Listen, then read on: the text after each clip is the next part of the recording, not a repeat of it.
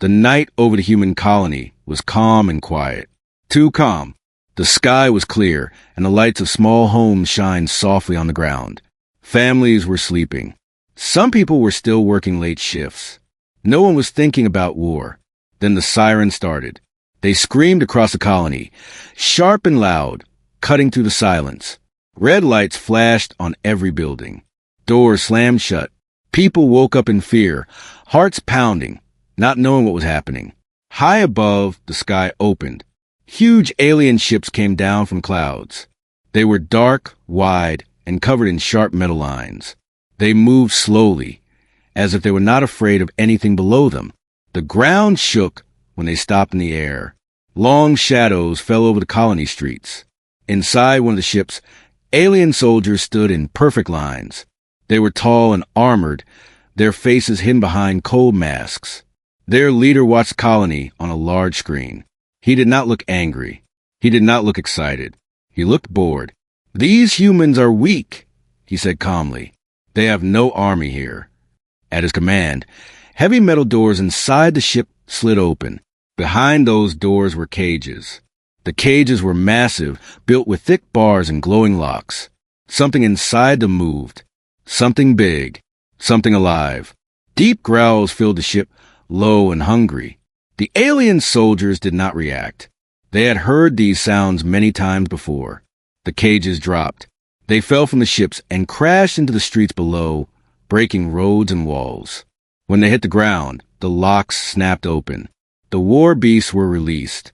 They were huge creatures, taller than ground vehicles, with thick skin and long claws. Some had too many eyes. Some had sharp teeth that dripped with saliva. Their bodies were covered in scars from old battles. These beasts were not trained to think. They were trained to kill. The beasts roared and charged into the colony. They smashed doors. They broke through walls. People ran, screaming, trying to hide anywhere they could. Families crowded into shelters, holding each other in the dark. Children cried as the sounds of destruction echoed outside. The alien commander watched calmly. Fear was his weapon. Fear always worked. Then something strange happened. Near one shelter, a small human child dropped a toy on the ground while being pulled inside by an adult. The toy rolled across the street and stopped in front of one of the war beasts. The beast lowered its head and sniffed. For a moment, it froze. Its body became tense. Its claws scratched the ground. The beast slowly stepped back, making a low sound that was not anger. It was fear. The people inside the shelter did not see this. The aliens did. The commander leaned closer to the screen. War beasts did not hesitate. They did not feel fear. Not like this. "What is wrong with it?" he asked. Before anyone could answer, the colony cameras showed more strange signs. The humans were not screaming as much anymore. The panic was still there, but something else had joined it. Quiet movement. Shadows running across rooftops. Shapes moving fast, but in control. No heavy weapons fired. No loud explosions shook the colony. Instead, soft sounds filled the air. Low whistles. Short clicking noises. Quick words spoken through radios. The alien commander frowned. This was not how a broken colony behaved. Humans were supposed to run. They were supposed to beg. Instead, they were organizing.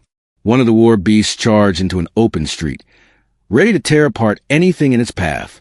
Suddenly, it screamed, not in pain but in terror. It turned and ran, crashing into buildings as it tried to escape something unseen. The cameras struggled to follow. In the smoke and dust, a darker shape moved. It was fast, too fast, bigger than a human, but not wild like the war beasts. It moved with purpose, with training. The commander felt something he had not felt in a long time. Uncertainty. "Impossible," he whispered. "That creature should not exist here." The feed cut to another view. Human figures were visible now, standing in small groups. They were calm, focused. Some held strange devices. Others watched the streets like hunters waiting for prey. One human spoke into a radio. "Cages are open," the voice said quietly. "War, beast confirmed." There was a short pause. Then another voice answered. "Release the handlers. The alien commander did not understand the words, but he understood the tone. It was not fear. It was readiness. As the first war beast fell silent in the distance, the commander finally realized the truth. The aliens had brought monsters to terrify humans. They did not know that humans were experts at living with monsters. They had opened cages on human land, and humans had already domesticated worse. 2 months before the attack, a human cargo ship arrived at the colony without warning. It did not carry food. It did not carry machines. It carried something else. The ship landed far from the homes, near the old mining zone where no children were allowed. The landing site was silent. No crowds came to watch. No announcements were made. Only a small group of humans waited. They wore simple clothes, not armor, but their faces were serious, careful, like people about to open something dangerous. The back of the ship slowly opened, and the ground crew stepped away. Inside were long metal containers, thick, sealed, each one marked with yellow warning signs and one clear line of text. Kennel program, do not open alone. Most colonists never saw these containers. They were moved underground before sunrise. Official records called them emergency security assets. Unofficially, the handlers called them family. The kennel program was not new. It began back on Earth, long before humans reached the stars. Humans had always been weak compared to other creatures. Slower, smaller, softer. So they learned early that survival did not come from strength. It came from partnership. They did not kill every predator. They watched them, fed them, learned how they thought. Then they trained them. On Earth, wolves became dogs. Wild animals became protectors. Hunters became companions. But space was harsher than Earth. Out here, normal animals were not enough. So humans adapted the old idea. The kennel program was built for colonies that were too far to be saved quickly. No fleets, no armies, just time, patience, and control. Deep under the colony, the handlers stood in front of the first container. A woman named Mara checked her tablet. Her voice was calm, but her hands were steady for a reason. "Grimhounds first," she said. The container hissed as it opened. Inside were creatures shaped like wolves, but heavier, stronger, and smarter. Their eyes reflected light in sharp colors. Their bodies were built for endurance, not rage. They did not growl. They did not bark. They watched. The Grimhounds did not see the handlers as masters. They saw them as leaders. That bond had taken years to build. Mara knelt slowly and spoke in a soft voice. The Grimhounds relaxed. Some sat. Some lowered their heads. They listened. "These ones will hold the streets," she said. "No killing unless ordered." Another handler nodded. "They won't like the alien beasts." "They don't have to like them," Mara replied. "They just have to outthink them." The second container opened next. Small shapes moved inside. Fast. Light. Sparcats. They looked like metal animals, moving on quiet limbs, their eyes glowing faintly. They were not alive, but they learned like living things. They mapped areas, marked targets, and shared vision with the handlers. "Scouts are ready," a technician said. "Silent mode active." The third container stayed closed. Everyone avoided looking at it. Mara noticed. "Not yet," she said. "We pray we don't need that one." Days passed. Life in the colony stayed normal. Farmers worked. Children played. Ships came and went. Most people had no idea what slept beneath their feet. Until the night the siren screamed. When the alien cages opened, the handlers already knew. The kennel program woke instantly. Mara stood in the control room as screens lit up with feeds from the streets. War beasts everywhere. Big, fast, angry. Someone swallowed hard. They're worse than expected. Mara did not panic. She nodded once. "Release the Grimhounds," she said. Deep underground, gates slid open. The Grimhounds ran, not in chaos, but in lines. They moved through tunnels and exits planned years ago. Each pack knew its area. Each handler knew their signals. On the screens, the aliens watched humans scatter. They did not see the packs moving in shadows. The first war beast charged down a narrow street, roaring. It thought it was alone. It wasn't. The grim hounds did not rush. They circled. One appeared, then vanished. Another cut off an escape path. The beast grew confused, angry, tired. That was the plan. Above, Sparkcats moved across rooftops, silent as thoughts. They marked paths, shared data, whispered warnings through the handler network. No guns, Mara ordered. Let the beasts chase ghosts. Then came the sound.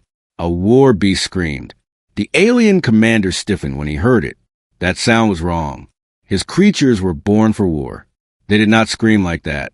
On the screen, a shadow crossed the smoke. Bigger than a human. Controlled. Calm. What is that? An alien officer asked. The commander did not answer. On another screen, a human handler spoke into a radio. Stage 1 complete, he said. They're running. Mara closed her eyes for a second. This was only the beginning, because the kennel program was not made to scare enemies. It was made to teach them a lesson humans had learned long ago, that monsters are not the greatest threat. The greatest threat is a species that knows how to tame them. The war beasts reached the water towers just before dawn. They moved in a wild wave, smashing everything in their path. Metal fences bent like paper. Storage tanks burst open, sending water flooding across the ground. The beasts roared in victory, believing they had cornered their prey. From the alien command ship above, the view looked perfect. The open space around the towers gave the beasts room to hunt. No tight streets. No hiding places. The alien commander allowed himself a small smile. Humans always failed in open ground. He did not see the traps. High above the towers, tiny shapes crawled across steel beams and broken lights. They were almost invisible against the dark sky, almost silent. Sparkcats. Their eyes flashed once, and the battlefield changed. Soft red markers appeared on the handler's screens. Distances, angles, wind speed, heartbeats of the war beasts. Everything was measured. Pack 1, hold. A human voice whispered through network. In the tall grass near the towers, the grimhounds waited. They did not breathe fast. They did not snarl. Their muscles were tight, but their minds were calm. They had been trained for this moment since they were born. One war beast charged ahead of the others, eager to kill. Its heavy feet shook the ground as it ran toward the water tower base. That was a mistake. The grimhounds moved, not all at once, one at a time. A shadow flashed to the left. The beast turned, roaring. Another shape appeared on the right. Just for a second, the beast spun again, confused and angry. It never saw the third grimhound.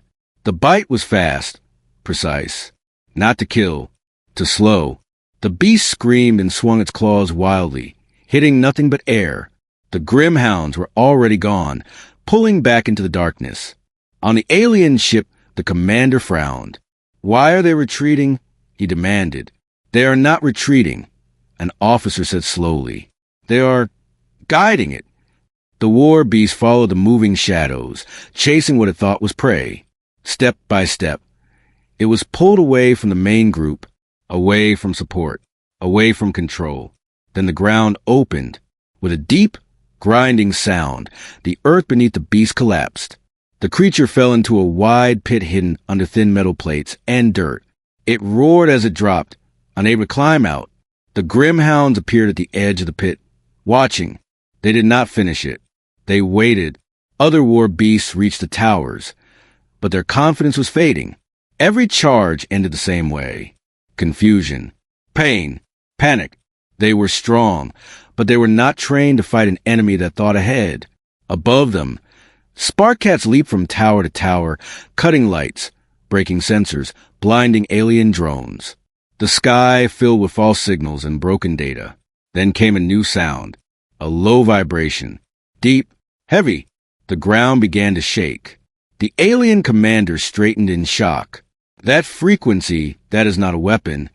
From beneath the streets near the towers, something massive moved. The mawworm emerged. It burst in the ground like a living machine, its armored body tearing through concrete and steel. its mouth open wide, filled with grinding plates instead of teeth. It did not attack the beasts. It attacked the ground. The maulworm slammed into the metal supports of a landing ship resting near the towers. The supports snapped. The ship tilted hard and crashed into the water tanks, exploding in sparks and fire. Water and smoke filled the air. The war beasts panicked. They ran in all directions, crashing into each other, slipping on wet ground, roaring in fear. The grim hounds moved again. This time they came in packs. They herded the beast away from the colony, driving them toward open land where containment fields waited, not killing, not rushing, controlling. On the command ship, silence filled the bridge. The alien commander stared at the screens, his hands slowly tightening. "These humans are not defending," he said quietly. "They are hunting." Below, at the edge of the battlefield, a human handler watched the chaos through her visor. "Water tower zone secured," she said calmly into the radio. Then she added the words that chilled the aliens listening in. "Prepare the next lesson." Because what the war beast faced at the towers was not the human's strongest response. It was only practice. Vrax had trained war beasts his entire life. He had broken creatures born in fire worlds and ice moons. He had taught monsters to obey pain, hunger, and sound. Across many systems, his name was spoken with fear. When Vrax released a beast, worlds burned. So when he stepped onto the command deck and watched the human colony, he was calm. "The beast will finish this soon," he said. "Humans always run." Below, the battlefield was loud with roars and broken metal. But Vrax noticed something the others did not. The beasts were not advancing.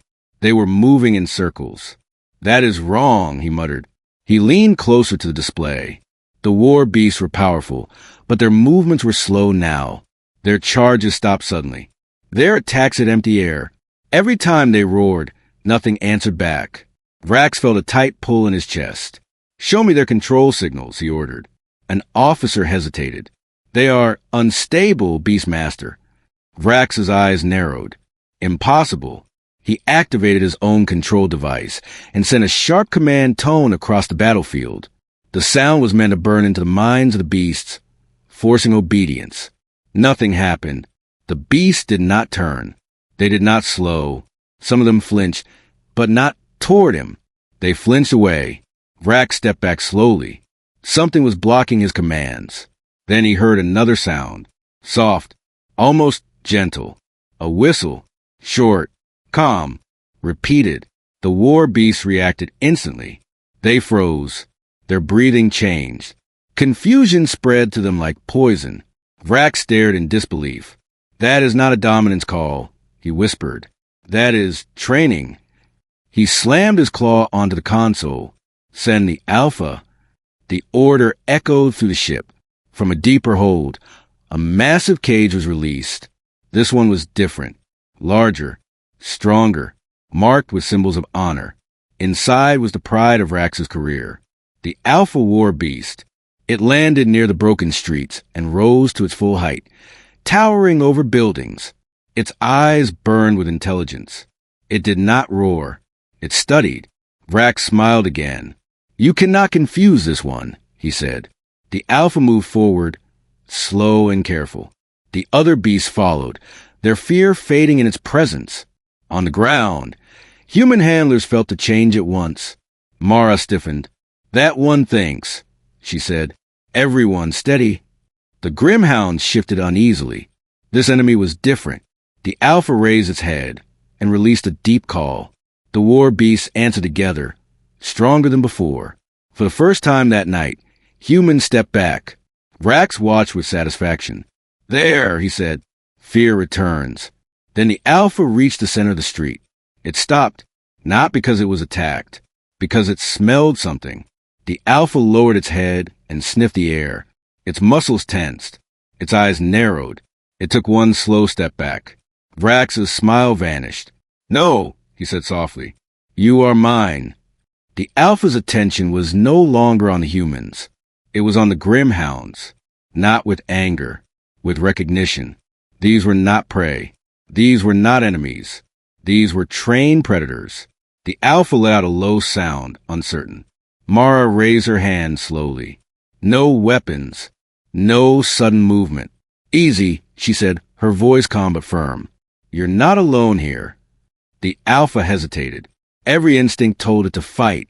But another part of his mind, older, deeper, remembered structure. Packs. Leaders.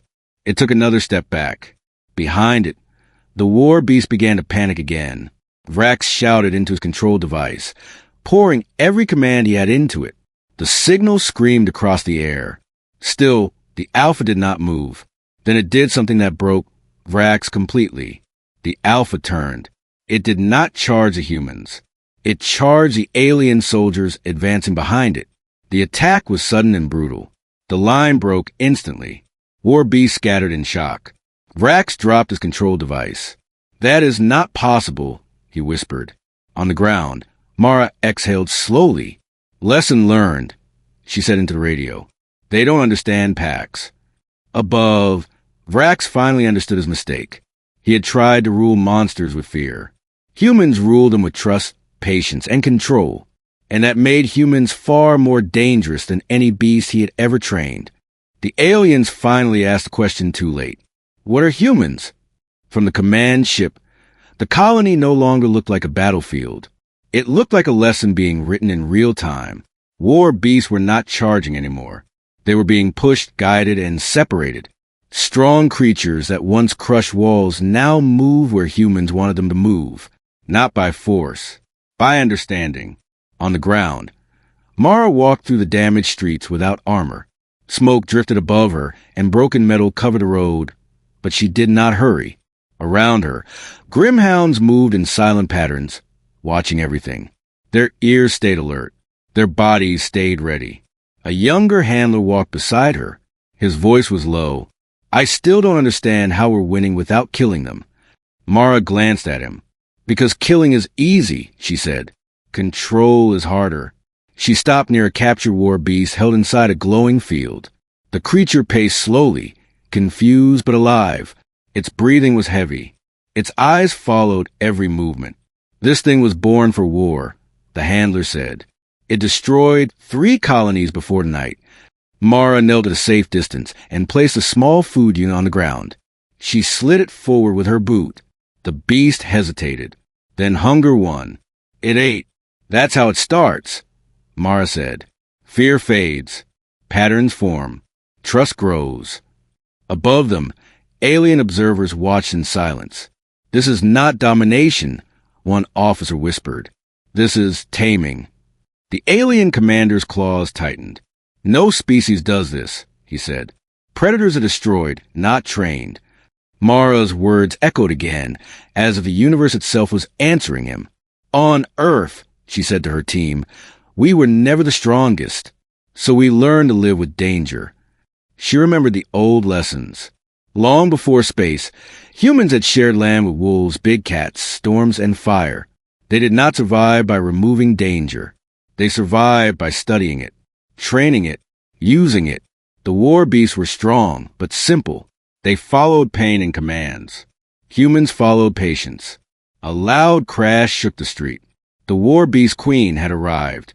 She was massive, her body covered in natural armor, her eyes sharp with intelligence. Her presence alone made the smaller beasts tremble. She did not roar. She did not rush. She observed. Mara felt it instantly. She's a leader, she said. Real one. The queen released a low sound that spread across the battlefield. The captured beast reacted at once, becoming restless. Control fields flickered. Alien morale rose instantly. That's it, the commander said. She will take them back. Mara took a slow breath. Release restraint pattern 3, she ordered. From the underground systems, something awakened. Not a creature, a cloud. The ash cloud flowed into the air like smoke, but it moved with purpose. Millions of tiny machines joined together, forming a shifting net that spread across the street. The queen struck. The cloud wrapped around her, not cutting, not burning. It blocked her signal, silenced her command. The queen roared for the first time. Then she stopped. Her power was gone. She stood trapped, breathing hard, her eyes fixed on Mara. Mara stepped forward carefully. Easy, she said. You're not beaten. You're contained. The Queen lowered her head slowly. On the command ship, the aliens were silent. They didn't kill her, an officer said. They could have. The commander understood the truth now. Humans did not seek victory through destruction. They sought dominance through control. Below, Mara turned to her team. This is what scares them, she said. We don't need to be cruel. She looked at the Queen, calm but alert. We just need to show them that even the worst monsters can learn. High above, the alien fleet began to pull back because they finally understood the most dangerous truth in the galaxy. Humans do not fear monsters. They make them behave. The battlefield went quiet in a way that felt wrong. Not peaceful. Not safe. Just waiting. Smoke drifted through broken streets. Water from the damaged towers ran like small rivers, carrying ash and metal with it. War beasts stood still, confused, breathing hard. Even the Grimhounds paused, ears raised, bodies tense. Then the sound came. It was not loud. It was not sharp. It was deep, so deep that humans felt it in their chests before they heard it in their ears. A slow pulse. Like a heartbeat, but not human. Mara froze. That's not one of ours, she said. Every handler felt it at the same time. The Spark Cat's feeds flickered. The Grimhounds lowered their heads. Uneasy for the first time that night. From the far end of the colony, the ground began to shake. The war beast Queen had awakened. She emerged slowly, tearing through a collapsed street as if it were soft soil. She was massive, far larger than the others, her body covered in natural armor shaped by countless battles. Her eyes were dark and focused. Smart, too smart. The smaller war beasts reacted instantly. They stopped running. They stopped panicking. They turned toward her. They listened. On the alien command ship, relief washed over the bridge. There, the commander said. Order returns. Vrack stepped forward, his voice low but confident. The Queen does not need commands, he said. She is command. The Queen lifted her head and released another low call. It spread across the colony like a wave. Human control fields trembled. Captured beasts growled and pulled against their restraints. Mara clenched her jaw. She's overriding everything. A handler beside her whispered, We're losing them. Mara shook her head. Not yet. She opened a secure channel. All units, do not engage the Queen. Do not threaten her. Someone hesitated. She's taking control. I know, Mara said. That's why we stay calm. The Queen stepped forward, slow and powerful. Each step cracked the ground. She was not rushing. She was judging. Her eyes locked onto the humans. The Grimhounds stood their ground, but their bodies were tight. This creature was not just a predator. She was a leader. The Queen stopped a short distance away. She released a sound, sharper this time. The Grimhounds reacted, but not how the aliens expected. They did not bow. They did not attack. They sat. The alien bridge erupted in confused voices. They are not submitting. They are not fleeing either. Vrack stared in disbelief. Mara slowly removed her helmet and set it down. Easy, she said, her voice steady. No one here wants a pack war. The Queen tilted her head slightly. She studied Mara, not as prey, not as enemy, but as something unfamiliar, a leader without claws. The Queen sent another signal. Testing. Mara raised her hand. Now, she said quietly. The air changed. A dark mist rose behind the humans, flowing like smoke but moving with intent. It spread wide and fast, surrounding the Queen without touching her. The ash cloud. Millions of tiny machines formed a living wall. They did not attack. They did not burn. They listened. The Queen roared, a sound of rage and command. The ash cloud absorbed the signal. Nothing passed through. The Queen roared again, harder. Silence answered her. For the first time in her long life, the Queen was alone. Her control was gone. She struck at the cloud, but it bent and flowed, never breaking. She backed away, confused, angry, and trapped. Mara stepped forward slowly. You're strong, she said, but strength isn't everything. The queen stared at her. Then, slowly, the queen lowered her head, not in surrender, in understanding. On the command ship, no one spoke. Vrax felt something break inside him. They didn't kill her, he whispered. They could have ended the war. The commander finally understood. Humans did not win by destroying leaders. They won by removing chaos. Below, Mara exhaled. Containment stable, a handler said. Beast calming down. Mara nodded. Good. She looked at the queen one last time. This is where it ends, she said softly. Not with fire, with control. High above, alien ships began to retreat. Because the queen had taught them a truth they could no longer ignore. Humans were not the strongest species. They were the most disciplined, and that made them unstoppable. The war ended without a final explosion. That confused the galaxy. Alien fleets were trained to expect fire, surrender, or total destruction. But above the human colony, none of that happened. The ships slowed. Then, one by one, they pulled back, not because they were beaten, because they were unsure. On the ground, the war beast queen stood inside a containment field, calm but alert. Around her, the other beasts had stopped fighting. Some lay down. Others watched the humans carefully, waiting for signals that never came. Mara stood in the open street, hands relaxed at her sides. She looked tired, but steady. The Grimhounds remained close, silent, and loyal. A transmission opened from the alien command ship. The commander appeared on the screen. His face was hard, but his eyes were no longer full of pride. This conflict can continue, he said slowly.